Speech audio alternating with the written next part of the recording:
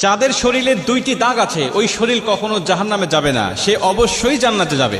হাদিসটি সহিহ তিরমিজির 1669 নম্বর হাদিস এবং সহিহ আত-তারগিবের 1376 নম্বর হাদিস।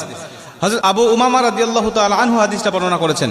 রাসূল সাল্লাল্লাহু আলাইহি ওয়াসাল্লাম বলেন, যাদের শরীরে দুইটা দাগ আছে এবং যাদের শরীর থেকে 2 ফোঁটা তরল পদার্থ নির্গত হয় ওই শরীর কখনো জাহান্নামে যাবে না, সে অবশ্যই জান্নাতে যাবে এবং আল্লাহ পাকের কাছে এই শরীরটা সবচেয়ে প্রিয় শরীর। রাসূল সাল্লাল্লাহু আলাইহি ওয়াসাল্লাম বলেন, 1 নম্বর দাগ হলো যে ব্যক্তি জিহাদের ময়দানে আল্লাহকে খুশি করার জন্য, আল্লাহর দ্বীন কায়েম করার জন্য অথবা আল্লাহর সন্তুষ্টির জন্য যে ব্যক্তি বাতিলের মোকাবেলা করতে গিয়ে শত্রু পক্ষের আঘাতে তার শরীরে ছোট্ট একটা দাগও যদি বসে যায়, এই দাগটা কিয়ামতের ময়দানে সুপারিশ করে বা এই দাগটা থাকার কারণে কিয়ামতের ময়দানে আল্লাহ পাক তাকে জান্নাতে দিয়ে দিবে। নবীজি সাল্লাল্লাহু আলাইহি ওয়াসাল্লাম বলেন, 2 নম্বরে ফরজ ইবাদত সমূহের কোন একটি দাগ যদি তার শরীরে দেখা যায়, যেমন নামাজ পড়তে পড়তে সেজদা দিতে দিতে কপালে